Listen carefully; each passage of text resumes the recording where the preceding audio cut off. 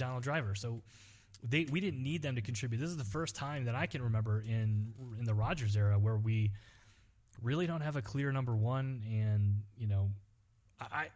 to again, spin that into a positive, I think we've seen how good this offense can be when Rodgers is, spreading the ball around. Yeah. When he focuses on Devonte, you look at the divisional round of the playoffs last year. Allen Lazard was wide open. Aaron Rodgers keyed in on Devonte Adams, threw it, missed, didn't catch it. Double coverage. Double coverage, pretty much game over. If he had just relaxed and trusted the offense and trusted that, Lazard was going to catch that ball, we might be talking about a Packers team that won the NFC Championship and went to a Super Bowl. Who knows? We'll never know, but we'll see how this offense does without Devonte. But again, I think expecting Christian Watson to come out and be the second coming is setting him up to fail. I think. I think that puts way too much pressure on him. That doesn't seem to bode well for most rookies in the NFL. Right. No, I am kind of jokingly hyping him up a little bit. Because honestly, even if he did have all that promise and some of those things, if he was the Jamar Chase, of 2022, we have the one quarterback that isn't the guy who's just going to give you the ball just because of where you were drafted or what you did in college, right? I mean, like all these guys, even who've been around for 2, 3, 4 years, very much need to earn his trust. You always hear people say, and he needs to see it, many times in practice before he does it to you in a game, gives it to you in a game. And I think even if he is like the next, Devonte, the next whoever, which again, I'm not saying he is, but even if you were, you would see Aaron really slowly and probably LaFleur, right? Really slowly get him into the fold of the offense. And he is going to go to his, his crutch of Cobb, I think more than, the new kid, right? He's going to go to Aaron Jones. He's going to go to Big Bob because he's seen it. He's seen it for year after year after year, and those guys have made plays for him before. So I don't expect, I think your 400 yards, however many touchdowns you said, probably sounds right. I hope you're wrong. I hope we got the next big thing, and we see it sooner rather than later, but I think that's a very reasonable and responsible take you have. Yeah, it remains to be seen, but excited to see what this kid can do in the future. The Packers did also draft 2 other wide receivers, Romeo Doubs from Nevada and Samori Toure from Nebraska. So a guy we saw a little bit last year against the Badgers, and then Romeo Doubs, who seems to be playing pretty well in rookie camp. I think he's been kind of the surprise at the receiver position so far. So we'll keep a close eye on him as well. Yep. Yeah, I think it's not much to add. I mean, I think we definitely got one receiver this draft. I mean, maybe the fellow that we got in the 4th round, but I mean, it's Dubs. He likely will make the team. I think the rule of thumb is if you're drafted in the first 3, you're going to get a lot of leeway. The 4th round, you're likely to make the team. After that, I mean, there's a good chance these guys are practice squad guys. Yeah, for sure. And another guy we're going to keep a close eye on for those Badgers fans is Danny Davis, who went undrafted, but the Packers, brought in for as a undrafted free agent. So we'll see if he can make this team or the receiver room or the practice squad, probably the most likely scenario there. But again, a guy that we've saw the last couple of years for the Badgers and would love to see him make the team. However, probably going to be now I'm forgetting it. Jared Abbrederis.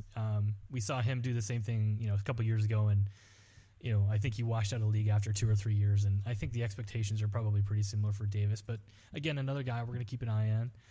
Let's talk a little bit about the other draft picks. We're not going to go into a ton of detail here, but I think the next position group we should talk about are linemen. So, the Packers got Sean Ryan, O-line from UCLA, Zach Tom from Wake Forest, and Rasheed Walker from Penn State. Now, these are all guys, I think, if you look at their measurables and their athleticism, are versatile. And I think that's been the name of the game the last 4 or 5 years for the Packers offensive line. Guys that are athletic and guys that can play multiple positions. Guys that weren't pigeonholed because the Packers don't. We've seen it the last couple of years with how much the offensive line can fluctuate from week to week. You got to be able to play multiple positions, and I think that begins with athleticism and also kind of that being able to cross train and things like that. But I think we added some really strong depth to our O-line room this draft, and I expect to see big things from Sean Ryan. I wouldn't be surprised if he was in the rotation his rookie season, but I think the other guys are, it's probably more depth than anything. But I think expect to see Ryan make a push for the starting offensive line. Yeah, and I watched an interview of LaFleur recently, and you just said it, right? I mean, he's someone who can play multiple positions, and with Bakhtiari being knock on wood here, back next year at full health, this is a position that we've done really well in, right? And drafting late in these rounds, so this third and fourth round offensive line seems to be something that we've done for a while, even in the Ted Thompson era. So I'm excited that Aaron Rodgers makes most offensive lines look a little bit better, but as he continues to age, as we all do, it's just that much more important to keep him protected and give him that extra half a second to throw some dagger throws to our guy Christian Watson. So it's all very important, and it's just exciting to see us put a lot of focus on a position that I think some teams, the Minnesota Vikings, sometimes ignore in the draft. So, yep, for sure. And then again, we're going to note the other players we got in the draft here. I'm not going to go into a ton of detail. I thought we would have taken a safety a lot earlier, but Packers did end up taking Tariq Carpenter from Georgia Tech in the 7th round. I was a little concerned with what happens to one of our safeties this year if if somebody goes down. We don't have much in the way of depth, so hopefully we don't have to worry about that. But we'll see.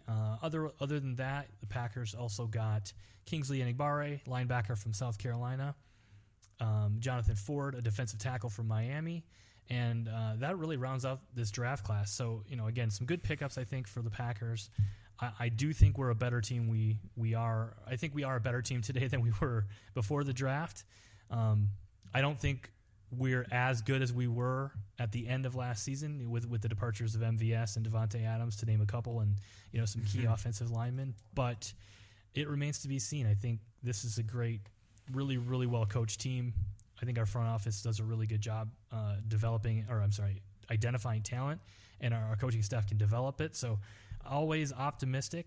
But Chuck, is there anything you'd like to add? You want to talk about any potential rumored free agent signings, or should we save that for another episode? I think we should save that one for the other episode. But what I did want to ask you, though, two grades I'd like you to give the Packers, A through F. Grade us on how you feel we did, just look at, from a draft perspective, looking at the 2022 season, and then give us a grade on how you think we did, to make our team better long term. And do those grades, are they the same or are they different, and why? Yeah, I mean, I think if you're looking at immediate impact, I think that I would grade this draft probably like a B minus, because I think we've got some guys in Quay Walker, Devonte Wyatt that can make our defense better right away. But I think the additions on offense are going to take some time to develop. So I don't think we're going to see a lot of contributions from them, maybe outside of Sean Ryan on the O-line.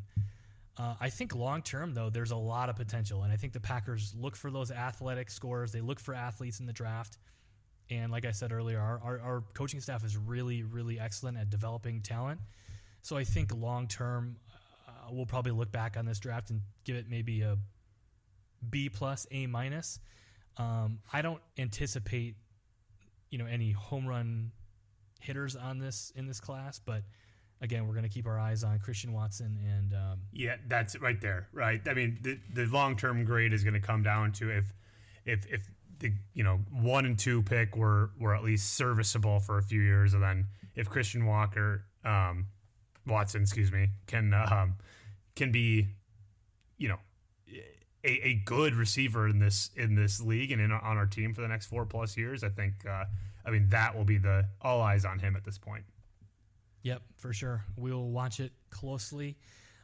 Excited to cover, mini camp in a couple of weeks, and football season, baby. Football season is right around the corner in about 4 months. But Chuck, it was a pleasure as always, and everybody, thanks for listening. Don't forget to subscribe on your favorite podcast app, and as always, go Pack Go.